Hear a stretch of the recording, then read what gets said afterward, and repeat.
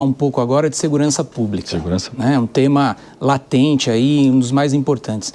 Nós sabemos que hoje os índices no estado de São Paulo nem são os piores comparados ao Brasil, né? Caiu o número de latrocínios, mas existe na cidade de São Paulo uma sensação grande de insegurança, principalmente no centro da cidade, né? Principalmente por causa de roubo de celular e o problema que parece que é eterno da Cracolândia. E agora com o muro, o polêmico muro que ali foi colocado. Então, o que eu iria perguntar sobre a segurança pública é o seguinte, nós sabemos, e tem muito político que gosta de usar o lema da cidade de São Paulo, né? Non ducor duco, né? Um lema em latim, que diz que não sou conduzido, conduzo. O que a prefeitura pode efetivamente fazer e o que a Câmara também pode unir forças e fazer em prol da segurança pública? Vou citar um caso aqui emblemático e que está no cerne do problema. Nós temos hoje, na cidade de São Paulo, 7 mil guardas, né? A capacidade pela lei federal é ir até 22 mil guardas. Então, nós temos uma capacidade de expandir esse número de guardas. Isso está previsto no orçamento? Existe um aumento dos guardas municipais? 2, a gente sabe que o problema da Cracolândia, ele não é enfrentado também só com guarda, ele é um problema de saúde pública, né? E é um problema relevante de saúde pública, ele precisa do quê? Precisa dos PACs, né? Dos programas que vão atender os dependentes químicos. Nós vimos no programa do Ricardo Nunes que ele quer expandir o programa de saúde da família, mas não fala dos PACs. E não adianta também só aumentar a guarda ali na Cracolândia se não tiver um aumento efetivo do serviço de saúde pública. O sujeito que é drogado ali, a primeira vez que você aborda, ele não vai se tratar, a segunda não vai, de repente é na 10ª vez, com muita insistência, com efetivo de saúde pública que você consegue minimizar o problema.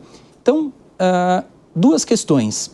Pelo Legislativo, há um acompanhamento no orçamento público, se haverá investimento específico, pontual, nesses programas de saúde pública para atender esses dependentes e, segundo, para expandir ali a fiscalização, as guardas.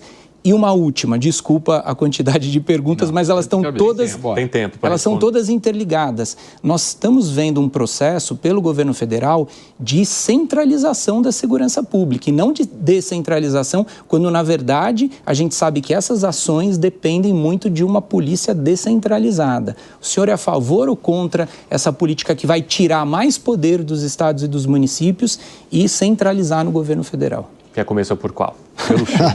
Vai lá. Para mim, a governança é local. Quem sabe onde está doendo o dente é quem está aqui. Exato. Então, não concordo de você centralizar no governo federal uma decisão da Cracolândia que fica aqui no centro de São Paulo, do meu ponto de vista. Você falou um pouco de celular também, né? Do roubo de celular, da insegurança. Então, quando o governador faz esse movimento de trazer o governo do estado para o centro, é o que eu defendo. Nós precisamos... A população do centro se foi. Se a gente procurar aqui, todos os grandes restaurantes que tinham sede no centro da cidade, todos foram embora. Os bancos todos foram embora. Acho que só ficou a Folha de São Paulo, o resto dos jornais também foram todos embora. Então, eu acho que nós, sociedade, nós, o governo, nós temos que trazer para o centro, que é um dos centros mais bonitos do mundo, onde você tem arquitetura de todas as fases desse planeta por diversos famosos arquitetos, aonde você tem a visitação pública prejudicada por esses crimes que acontecem aqui. Então você tem que repovoar, você tem que trazer para cá a segurança pública, mas também você tem que ocupar o centro, porque o centro hoje está vazio. Se a gente for agora, nesse horário lá, o centro está vazio. Quando a gente põe as câmeras de televisão, isso passa também pela Câmara. Quando a gente põe todas as câmeras funcionando na cidade, você está aumentando essa segurança. Quando você faz a operação delegada, você está aumentando a segurança. Quando você aumenta o número de guardas, por isso vem o gesto que eu faço, são 14 da Câmara, mas são importantes para a Câmara falar, eu estou fazendo um gesto, eu estou devolvendo esses 14, precisa aumentar, precisa chegar em 7 mil, dentro do orçamento a coisa vai crescendo, também concordo. Quando a gente entra na Cracolândia, uma coisa que você não falou, de onde vem a droga? Ela nasce ali na Cracolândia? Não. Então tem outros poderes que precisam nos ajudar. Porque está sobrando para nós o quê? Tratar o indivíduo que está sendo drogado ali. E quando ele chega ali é porque a família já botou ele para fora. E eu falo porque eu tenho isso na minha família. E repito aqui, eu só não vou dizer o nome desse meu primo, mas se não fosse eu para resgatar, Hoje ele estava lá na Cracolândia até hoje, e hoje ele é um empresário. Então, primeiro, a família tem que também ser preparada para não deixar essa pessoa vir para a rua. O governo tem que trabalhar lá na base. As igrejas ajudam muito, mas também o governo tem que ajudar. E a gente tem que descobrir de onde vem essa droga. Eu não sei de onde vem, não é minha especialidade. Mas elas não nascem ali. Dizem até que elas atravessam um continente para chegar até ali. Então, eu acho que aí sim tem que ter um esforço das polícias para que a gente chegue nessa decisão de acabar com a Cracolândia. E eu digo que acabar, vai ser muito difícil acabar. Se você tem todo um esforço como esse, aí você tem uma liberdade que hoje existe no mundo, que se você passar a mão no celular, ele entrega a droga na tua casa, de novo. Quem é que pode combater isso? Esse crime cibernético que está acontecendo. Então, a coisa é muito complexa. Não é só a Câmara que vai fazer e nem só a Prefeitura que vai fazer. A gente tem que fazer a nossa parte, mas eu acho que tem muita gente que não está fazendo a parte dele. Fala, Fábio. Desculpa, foi longo? Não está longo não, fica tranquilo. Presidente, o senhor tem falado recorrentemente na expressão do diálogo, né, da sua tentativa de construção de convergência, etc. A gente vê ao mesmo tempo na Câmara crescendo o debate sobre o orçamento impositivo. Eu sou a favor. É isso que eu queria interpelá-lo, no bom sentido, claro. Se o senhor entende que tem uma contradição entre buscar o diálogo e impor a execução das emendas orçamentárias, eu pergunto isso porque o Legislativo, como foi dito aqui, tem um papel de fiscalizar o orçamento municipal, junto com os órgãos de controle, evidentemente. Mas se o vereador, ele mesmo, fiscaliza e ele mesmo executa, não há contradição nessa coisa da construção do diálogo, tá? Não seria um perfil de Câmara mais ainda independente na gestão orçamentária, a semelhança do que nós estamos vendo hoje no âmbito federal, né, em que o governo federal critica a autonomia excessiva do Congresso Nacional sobre a execução do orçamento federal. Mas não é impositiva, né? Tem as ferramentas, o orçamento, tamanho, né? Mas tem os orçamentos as emendas de bancada, as emendas de relatoria, né, que vão deixando esse bolo mais denso, digamos assim, das emendas. Mas qual que é a sua posição? Vai ser uma bandeira da sua gestão o orçamento impositivo? Já coloquei isso, né? Inclusive, nessa reunião que a gente fez semana passada, a gente já tirou que vamos colocar no Colégio de Líderes amanhã para tirar alguns vereadores de diversos partidos para discutir esse tema. Mas aqui eu queria lembrar assim, até para quem está nos vendo agora entender. O que eu sou contra é que eu, vereador da base, tenho 5 milhões de reais para fazer obra no meu reduto e o vereador da oposição não tem. Isso está errado. Ele é vereador que nem eu. A gente disputa uma eleição. Quando acaba uma eleição, os 55 que entram lá têm o mesmo poder. A prefeitura tem que atender a todos. Então, ou não tem para ninguém, ou tem para todos. Então, para consertar isso, qual é o remédio? É a impositiva. E assim, nós temos aí um orçamento de bilhões, nós estamos falando de 5 milhões, é para o meu reduto, é para fazer aquela quadra, que se eu não fizer aquela quadra, a prioridade do executivo nunca vai chegar naquele campinho que nós vamos fazer ali. São coisas muito pequenas que nós estamos falando, é uma pracinha que eu vou reformar. É dentro do meu reduto. Se eu andar ali, não reformar a praça, aquela senhorinha, como eu faço corpo a corpo, vai falar, puxa, mas você não reformou a minha praça onde eu tomo sol todo dia?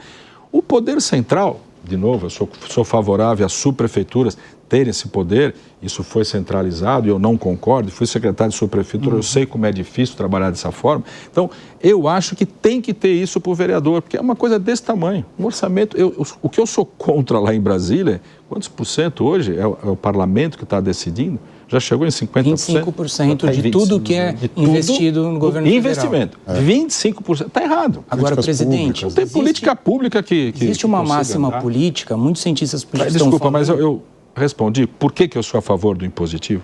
Sim. Se é 5 milhões, tem que ser para todo mundo. E eu dei o exemplo, um minutinho.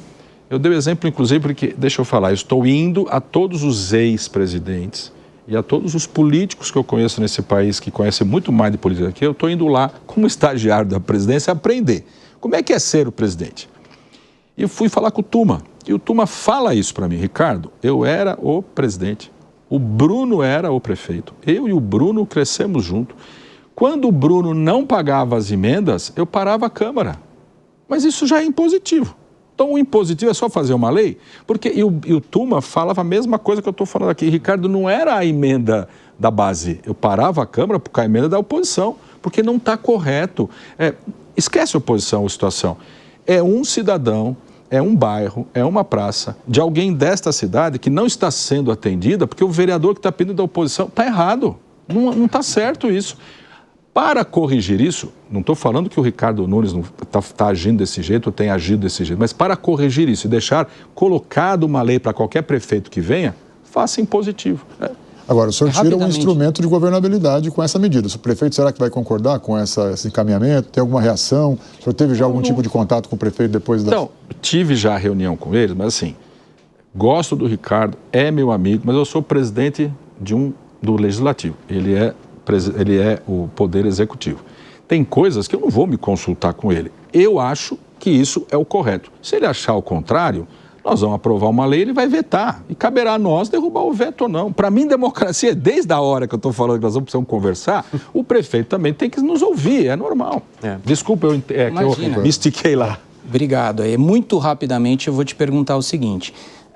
Nós assistimos no Congresso Nacional que, uma vez concedidas emendas, ainda mais de forma impositiva, não se volta atrás. Na verdade, a história mostrou que só aumenta. Chegamos a 25% de todo o investimento da União na mão do Legislativo. Isso não pode acontecer na Câmara de São Paulo também?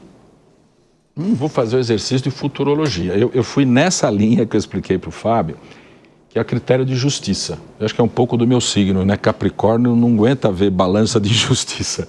Eu vim nessa linha, se eu fosse vereador da oposição, eu ficaria satisfeito do meu bairro, das pessoas que votaram em mim não serem atendidas, uma coisa simples. Eu não olhei para o Congresso Nacional. Eu acho que o Congresso está exagerado. 25% do total do investimento na mão do parlamento que não estudou para onde que tem que ir o recurso, está tudo errado. Eu acho que tem que ter uma limitação. Eu estou falando aqui de 5 milhões vezes 50, estamos falando de 250 milhões para um orçamento que passa de 100 bilhões de reais, não tem essa proporção. Eu não sou favorável. Nós já fizemos isso. O que o vereador faz? Ele não estuda o orçamento do próximo ano, ele não dá palpite, ele não troca a rubrica, ele não tira recursos daqui e põe para lá. O vereador tem esse poder e a gente faz isso. Todo ano a gente faz isso. Já foi feito, portanto, isso. Aí é mais um quilhãozinho lá para poder ajudar aquela coisa muito simples da cidade. Se vocês pegarem nas minhas emendas, eu tenho investido nos últimos anos muito na UESP, que é a União das Escolas de Samba de São Paulo. A UESP não tem bilheteria. A UESP, diferente da Liga, que tem a Globo, que você vende o ingresso para entrar no sambódromo, a UESP é o carnaval nosso, é o carnaval que não cobra nada, é o carnaval que a gente desfila. Não é bloquinho, bloquinho também é tudo patrocinado. Bloquinho a prefeitura tem mais a que cobrar o estrago que é feito. Mas está certo que bloquinho também rende uma riqueza para essa cidade. E eu me lembro lá atrás, eu era do governo Haddad, quando a gente começou com isso, a gente foi muito criticado. E hoje rende para a cidade um absurdo de dinheiro. As escolas de samba, os blocos que desfilam lá no Butantã e lá na Penha, é feito por gente muito simples. E que se a gente não puser um pouquinho de emenda, eles nem saem para desfilar. Eu estou fazendo alguma coisa de errado para a cidade? O pobre se divirta de forma gratuita?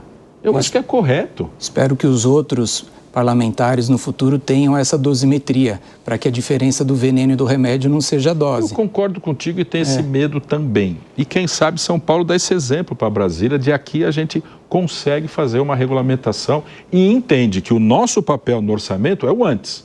É quando o orçamento está na casa e vai ser votado por nós.